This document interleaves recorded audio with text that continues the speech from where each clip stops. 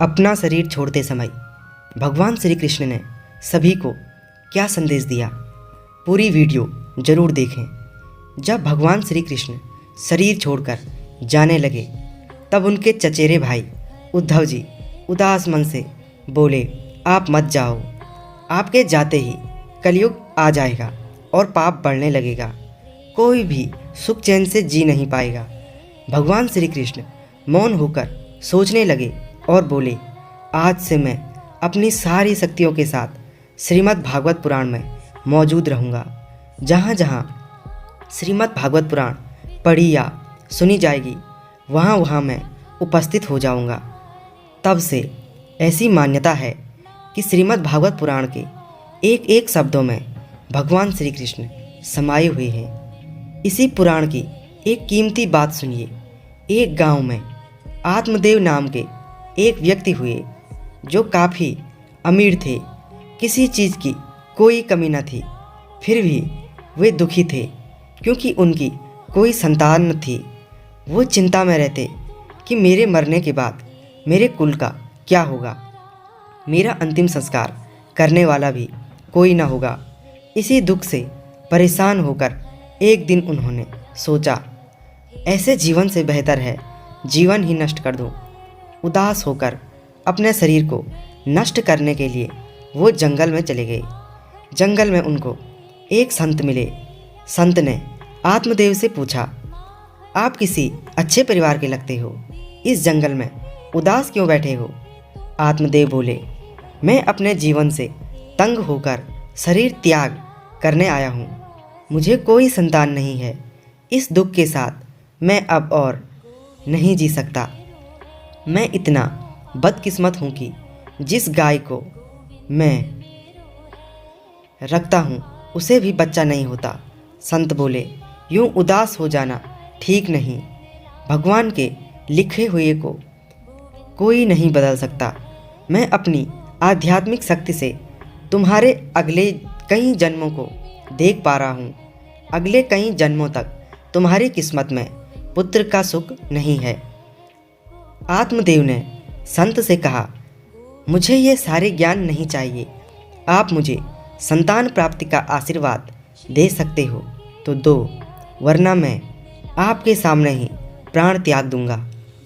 संत बोले, ठीक है, यदि तुम नहीं मान रहे तो मैं तुम्हें साधना की ताकत से सिद्ध किया एक फल देता हूँ। ये फल तुम अपनी पत्नी को खिला देना।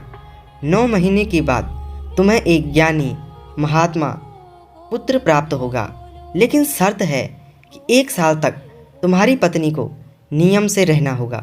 सिर्फ एक बार भोजन खाए, सत्य बोले और ब्रह्मचर्य का पालन करे। आत्मदेव खुशी खुशी घर आए और अपनी पत्नी को सारी बात बताते हुए वो जादुई फल देते हुए बोले कि इसे खा लो और 1 साल नियम से रहो, फिर हमें पुत्र की प्राप्ति होगी। आत्मदेव की पत्नी का नाम धुंधली था, जो लड़ाकू और दुष्ट स्वभाव की स्त्री थी। धुंधली बोली, ठीक है, कल स्नान के बाद मैं फल खा लूँगी। धुंधली ने अपनी बहन को बुलाकर सारी बात बताई और रो रो कर कहने लगी, मेरे पति ने कई नियम बताते हुए ये फल दिया है कि इससे पुत्र होगा, लेकिन मैं 1 साल तक इतने कठोर नियम का पालन नहीं कर सकती। बहन ने कहा, धुंधली तुम चिंता मत करो, मुझे 2-4 दिन से महसूस हो रहा है कि मेरे पेट में बच्चा है। तुम मुझे बहुत सारा धन दे देना, मैं तुम्हें अपना बच्चा दे दूंगी। तुम 9 महीने झूठा पेट लगाकर अपने पति के सामने नाटक करो और ये फल तुम गाय को खिला दो। दोनों बहनों में सहमति हो गई। 9 महीने बाद बहन को बच्चा हुआ और उसने रातों रात घर के पीछे से बच्चा लाकर धुंधली को दे दिया और धुंधली ने घोषणा कर दी कि मुझे बच्चा हो गया। आत्मदेव बेहद खुश हुए। एक चमत्कारी घटना और घटी। जिस गाय को वो जादुई फल खिलाया गया था उसे मनुष्य रूप का एक अद्भुत बच्चा हुआ, जिसका शरीर मनुष्य का था और कान गाय के थे। गाय से जिस बच्चे का जन्म हुआ उसका नाम गोकर्ण रखा गया और धुंधली के बच्चे का नाम धुंधकारी रखा गया। दोनों लड़के बड़े हो गए। गोकर्ण एक बुद्धिमान और ज्ञानी महात्मा एवं सच्चा भक्त बन गया, क्योंकि वो संत के जादुई फल से पैदा हुआ था। और धुंधकारी एक दुष्ट, लड़ाकू और राक्षसी स्वभाव का व्यक्ति बना। वो वेश्याओं के पास जाने लगा, पिता की सारी दौलत गलत कामों में बर्बाद करने लगा। पिता ने उसे रोका तो पिता की खूब पिटाई की और बोला, मुझे जो करना है वो मैं करके रहूँगा। अपने पति आत्मदेव को पीटता देख पत्नी धुंधली बचाने आई तो धुंधकारी ने अपनी माँ की भी खूब पिटाई की। देखते ही देखते सारा घर बर्बाद हो गया।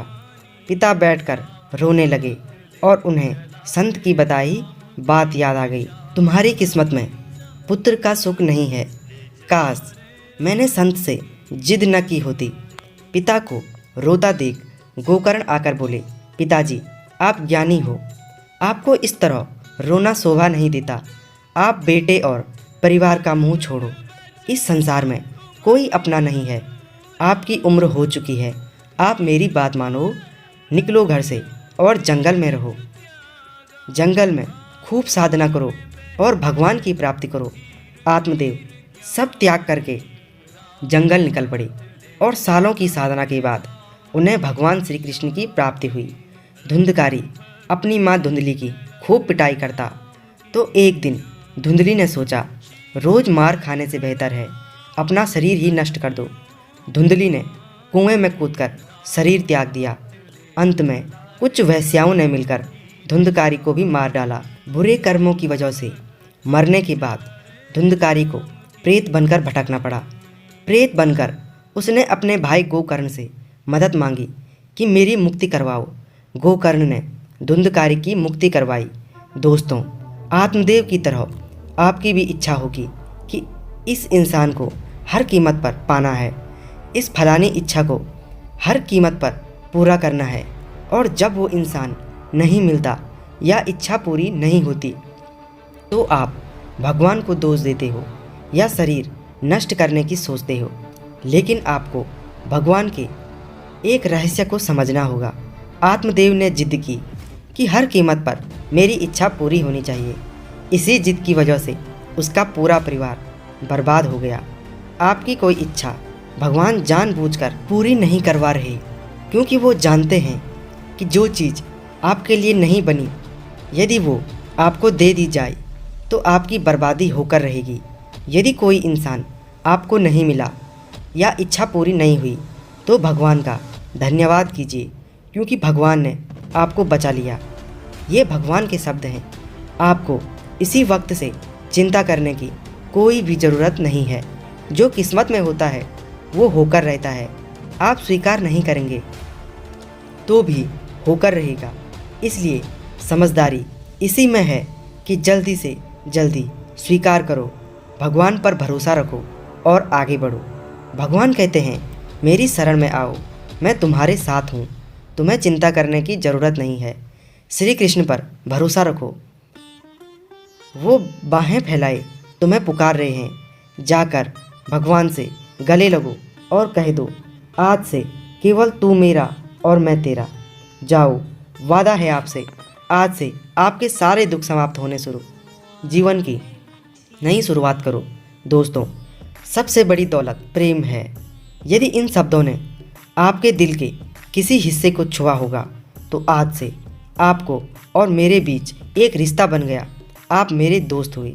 मुझसे जुड़ना चाहते हो तो हमारे चैनल रोचक फैक्ट को सब्सक्राइब करके बेल आइकन पर भी क्लिक कीजिएगा, ताकि नई वीडियो आप तक सबसे पहले पहुंचे। वीडियो अच्छे लगे तो इसे लाइक करके शेयर करना आपकी जिम्मेदारी है। इसे सुनकर जाने कितने दिलों को राहत मिलेगी। शेयर ज़रूर करें, कमेंट में जय श्री कृष्ण ज़रूर लिखें। पूरी वीडियो इतने प्रेम भाव से देखने के लिए आपका शुक्रिया। सब्सक्राइब करिए ऐसे ही वीडियो को देखने के लिए।